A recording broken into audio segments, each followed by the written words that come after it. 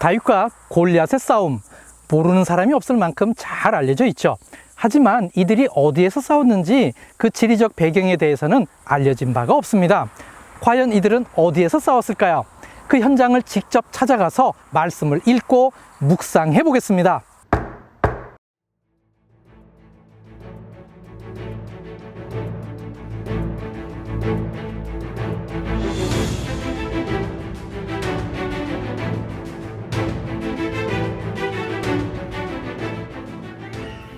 블레셋 사람들이 그들의 군대를 모으고 싸우고자 하여 유다에 속한 소고에 모여 소고와 아세가 사이의 에베스 다밈에 진침해 사울과 이스라엘 사람들이 모여서 엘라 골짜기에 진치고 블레셋 사람들을 대하여 전열을 벌였으니 블레셋 사람들은 이쪽 산에 섰고 이스라엘은 저쪽 산에 섰고 그 사이에는 골짜기가 있었더라. 블레셋 사람들이 진영에서 싸움을 도두는 자가 왔는데 그의 이름은 골리앗이요 가드 사람이라. 그의 키는 6규빗 한 뼘이요 머리에는 노투구를 썼고 몸에는 비늘 갑옷을 입었으니 그 갑옷의 무게가 놋 5,000세겔이며 그의 다리에는 놋 각반을 쳤고 어깨 사이에는 놋 단창을 메었으니 그 창자루는 배틀채 같고 창날은 철 600세겔이며 방패든 자가 앞서 행하더라. 그가 서서 이스라엘 군대를 향하여 외쳐 이르되 너희가 어찌하여 나와서 전열을 벌였느냐? 나는 블레셋 사람이 아니며 너희는 사울의 신복이 아니냐? 너희는 한 사람을 택하여 내게로 내려보내라. 그가 나와 싸워서 나를 죽이면 우리가 너희의 종이 되겠고 만일 내가 이겨 그를 죽이면 너희가 우리의 종이 되어 우리를 섬길 것이니라. 그 블레셋 사람이 또 이르되 내가 오늘 이스라엘의 군대를 모욕하였으니 사람을 보내어 나와 더불어 싸우게 하라 한지라. 사울과 온 이스라엘이 블레셋 사람의 이 말을 듣고 놀라 크게 두려워하니라.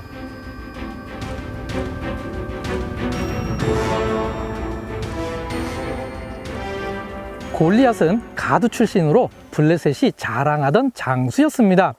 그의 키는 6규빗 한 뼘이라고 했는데요. 이를 오늘날 치수로 계산하면 2m 90이 넘는 장신입니다. 정말 어마어마한 거인이었던 것이죠. 그의 투구와 갑옷은 놋으로 만들었다고 했는데 어쩌면 팀나에서 나는 구리에 합금을 해서 만들었을 수 있습니다. 그의 창날은 철로 만들었는데요. 당시 블레셋은 일찍부터 철기를 다룰 줄 알았었습니다. 그는 어마어마한 거인이었을 뿐만 아니라 당시 최신 무기로 무장한 막강한 전사였던 것입니다.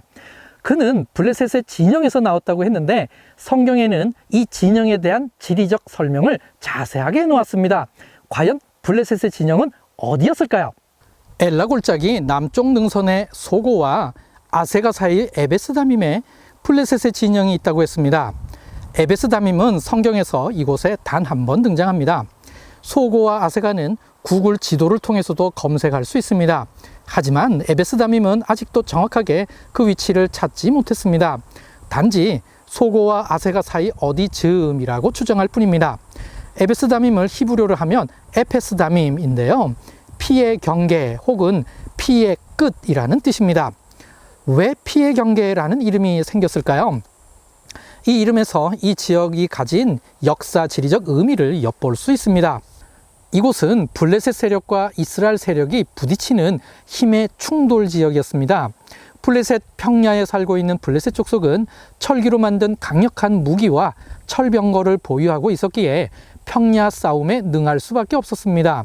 반면 이스라엘은 유다 산지에 살고 있었기에 산지 싸움에 능했죠. 그러니 만약 둘 사이에 분쟁이 발생하면 서로 자신이 유리한 곳에서 싸우고자 했을 것입니다. 하지만 실제로 싸우게 되면 평야도 아니고 산지도 아닌 셰펠라 지역에서 싸웠습니다. 셰펠라는 평야와 산지 사이에 있는 중간 지역을 가리키는 용어인데요. 그 중심에 엘라 골짜기가 있습니다. 블레셋은 주로 가드를 정점으로 세력을 모아 이스라엘을 공격했습니다. 그러니 자연스럽게 주로 엘라 골짜기를 통해 유다 산지를 공격하는 경우가 많았습니다. 그러면 유다는 이를 막기 위해 엘라 골짜기 입구에서 블레셋에 대항해야 했습니다. 바로 이 위치가 에페스다밈이었습니다. 싸움이 벌어질 때마다 늘 격전지가 되었으니 피를 흘리는 경계였던 것이죠. 바로 그곳에서 골리앗이 등장한 것입니다. 이곳은 엘라 골짜기 한가운데입니다. 제 오른쪽 편으로 두 나무 사이로 보이는 언덕이 아세가이고, 그리고 제 왼쪽 편으로 산 능선이 보이는데 저 능선 너머에 소고가 있습니다.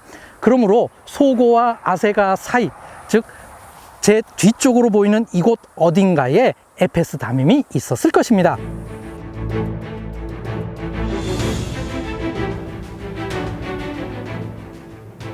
이새가 그의 아들 다윗에게 이르되 지금 내 형들을 위하여 이 볶은 곡식 한 에바와 이 떡 10덩이를 가지고 진영으로 속히 가서 내 형들에게 주고 이 치즈 10덩이를 가져다가 그들의 천부장에게 주고 내 형들의 안부를 살피고 증표를 가져오라.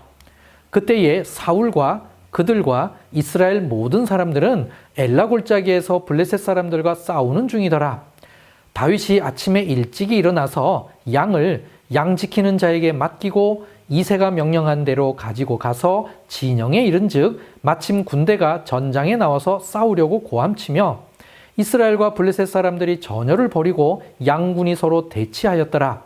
다윗이 자기의 짐을 짐 지키는 자의 손에 맡기고 군대로 달려가서 형들에게 문안하고 그들과 함께 말할 때에 마침 블레셋 사람의 싸움 도두는 가드 사람 골리앗이라는 자가 그 전열에서 나와서 전과 같은 말을 하매 다윗이 들으니라.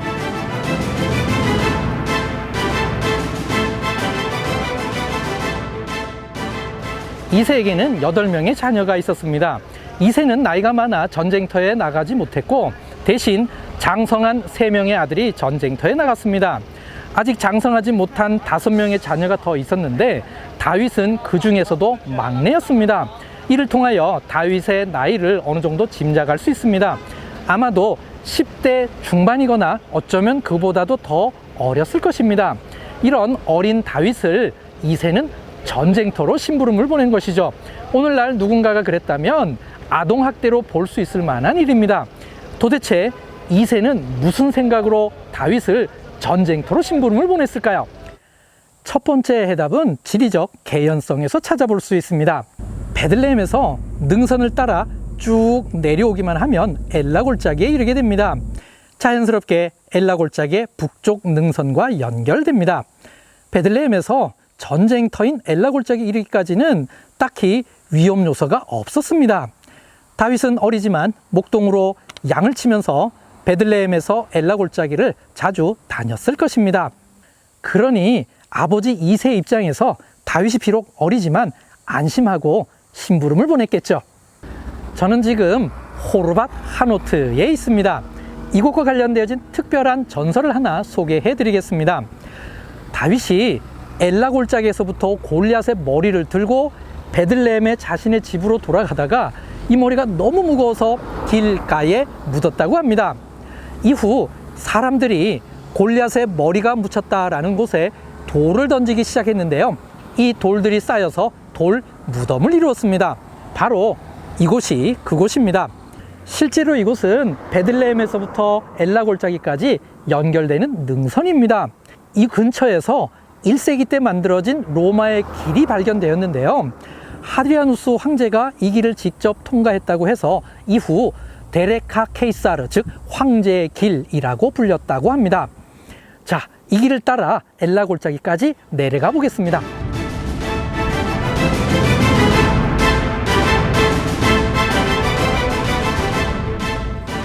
저는 지금 텔 소고의 정상에 있습니다. 제 오른쪽 편으로 멀리 텔 아세가가 잘 보이고 있습니다. 성경에 의하면 블레셋은 소고에 모여 소고와 아세가 사이 에베스 다밈에 진을 쳤다고 했습니다. 그러므로 제가 있는 이곳 텔 소고와 텔 아세가 사이에 있는 오른쪽에 있는 저 언덕이거나 저 너머편에 있는 언덕이 에베스 다밈의 후보지가 되는 것이죠. 성경에 의하면 블레셋은 이쪽 산에 섰고 이스라엘은 저쪽 산에 섰고 그 사이에 골짜기가 있다고 했습니다. 블레셋이 이쪽 편에 진을 쳤다면 이스라엘은 건너편 능선에 진을 쳤겠죠. 그리고 그 사이에 엘라 골짜기가 있습니다. 이와 같이 성경의 지리적 묘사는 꽤 구체적이면서도 정확하다고 할 수 있습니다. 특별히 건너편 능선에 다윗 시대 때 것으로 판명된 특별한 고고학 유적지가 있는데요. 히르벳 카야파입니다. 제가 있는 이곳은 히르벳 카야파입니다. 2007년도에 요셉 가펜켈에 의하여 본격적으로 발굴되었는데요. 특이하게 이곳은 단일 지층으로 이루어져 있습니다. 그 시대가 철기 2A 시대인데요. 바로 다윗 시대입니다. 전체 성벽의 길이는 700m이고 성벽은 4m 정도입니다. 요새는 둥근 형태를 띠고 있는데 모두 다듬은 돌로 이루어져 있습니다. 이 돌들의 전체 무게의 합은 약 20만 톤으로 추정됩니다. 이 정도 규모의 요새를 짓기 위해서는 많은 노동력과 함께 강한 통치력이 필요합니다. 그래서 이미 다윗 시대 때 강력한 중앙 집권적 왕권이 있었다는 증거가 되는 장소입니다. 이곳은 특이하게 성문이 2개 있는데요. 제 뒤로 보이는 것이 남쪽 성문입니다. 이 성문 너머로 엘라 골짜기가 훤하게 보이고 있고 그 너머로 텔 소고가 보이고 있습니다. 저는 방금 히르벳 카야파의 서쪽 성문을 통과했습니다. 서쪽 성문에서는 아세가가 바로 보입니다. 이와 같이 히르벳 카야파에는 2개의 성문이 있는데요. 성경에 2개의 성문이라는 뜻의 사하라임이라는 지명이 나옵니다. 그래서 이곳이 사하라임의 후보지이기도 합니다. 그런데 이갈 레비는 이스라엘 백성들이 골리앗과 싸우기 위하여 진을 친 진영이 바로 이곳이라는 주장을 했습니다. 이유는 사무엘상 17장 20절에 이스라엘의 진영의 진영에 해당되는 히브리어가 마갈인데요. 뜻이 둥근 원입니다. 히르벳 카야파 요새의 모양이 둥글게 생겼기 때문에 이 둘이 연관이 있는 것으로 보는 것이죠. 그의 견해를 따르면 이스라엘 백성들이 골리앗과 싸우기 위하여 사울과 함께 진을 친 진영이 바로 이곳이고 다윗이 이새의 심부름으로 찾아온 장소가 바로 이곳이 되는 것입니다. 두 번째로 다윗은 사울의 무기 드는 자로서가 아니라 자신의 싸움을 위해서라도 이곳에 와야 했습니다. 이 일이 아버지 이새의 심부름으로 이루어진 것이죠. 사울은 다윗을 자신의 무기 드는 자로 삼았기에 그를 따라왔으면 사울의 싸움을 돕는 역할밖에 할 수 없었을 것입니다. 하지만 다윗은 이새의 심부름으로 홀로 이 전쟁터에 왔고 이곳에서 당대 최고의 장수인 골리앗을 이기는 큰 승리를 경험하게 된 것이죠. 다윗에게는 이 엘라 골짜기는 첫 번째 전쟁터였고 첫 번째 승리의 장소였습니다.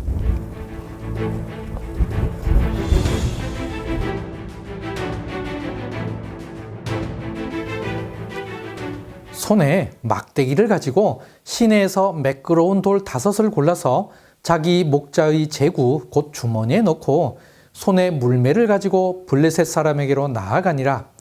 블레셋 사람이 방패든 사람을 앞세우고 다윗에게로 점점 가까이 나아가니라. 그 블레셋 사람이 둘러보다가 다윗을 보고 업신여기니 이는 그가 젊고 붉고 용모가 아름다움이라. 블레셋 사람이 다윗에게 이르되 내가 나를 개로 여기고 막대기를 가지고 내게 나왔느냐 하고 그의 신들의 이름으로 다윗을 저주하고 그 블레셋 사람이 또 다윗에게 이르되 내게로 오라 내가 내 살을 공중의 새들과 들짐승들에게 주리라 하는지라.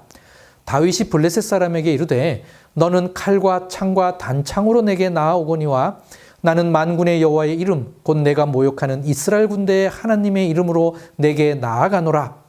오늘 여호와께서 너를 내 손에 넘기시리니 내가 너를 쳐서 내 목을 베고 블레셋 군대의 시체를 오늘 공중의 새와 땅의 들짐승에게 주어 온 땅으로 이스라엘에 하나님이 계신 줄 알게 하겠고 또 여호와의 구원하심이 칼과 창에 있지 아니함을 이 무리에게 알게 하리라. 전쟁은 여호와께 속한 것인즉 그가 너희를 우리 손에 넘기시리라. 블레셋 사람이 일어나 다윗에게로 마주 가까이 올 때에 다윗이 블레셋 사람을 향하여 빨리 달리며 손을 주머니에 넣어 돌을 가지고 물매로 던져 블레셋 사람의 이마를 치매 돌이 그의 이마에 박히니 땅에 엎드러지니라. 다윗이 이같이 물매와 돌로 블레셋 사람을 이기고 그를 쳐 죽였으나 자기 손에는 칼이 없었더라. 다윗이 달려가서 블레셋 사람을 밟고 그의 칼을 그 칼집에서 빼내어 그 칼로 그를 죽이고 그의 머리를 베니 블레셋 사람들이 자기 용사의 죽음을 보고 도망하는지라.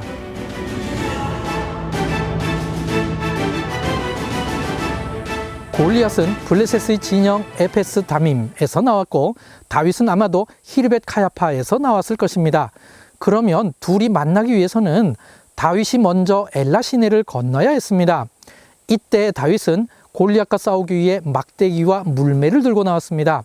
그래서 이 물매에 사용할 매끄러운 돌이 필요했습니다. 그렇다면 다윗은 물매에 사용할 돌을 어디에서 주었을까요? 엘라 골짜기 가운데에는 비가 오면 물이 흐르는 나할하 엘라가 흐르고 있습니다. 저는 나할하 엘라 한 가운데 있는데요. 이곳이라면 물매에 사용할 이런 매끈한 돌 5개를 쉽게 주울 수 있었을 것입니다.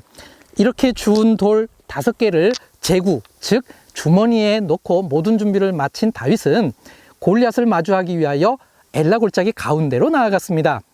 이와 같이 다윗과 골리앗 사건에 대한 성경의 기록은 성령의 땅 현장과 잘 어울립니다.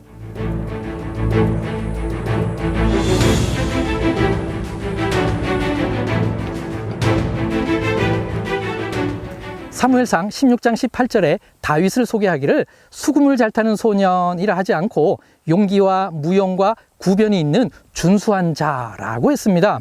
이 표현의 히브리어의 뜻은 용맹한 전쟁 영웅입니다.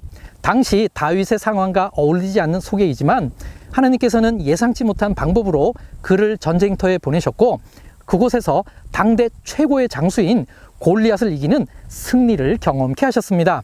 제 뒤로 보이는 엘라 골짜기 어디서인가 다윗은 이 승리를 경험했고 이후 진정한 전쟁 영웅이 됩니다. 하지만 그는 이 승리 이후 더 어려운 삶을 살게 되는데요. 과연 그는 어떻게 될까요? 베들레헴에서 예루살렘까지 3번째 여정에서 뵙겠습니다.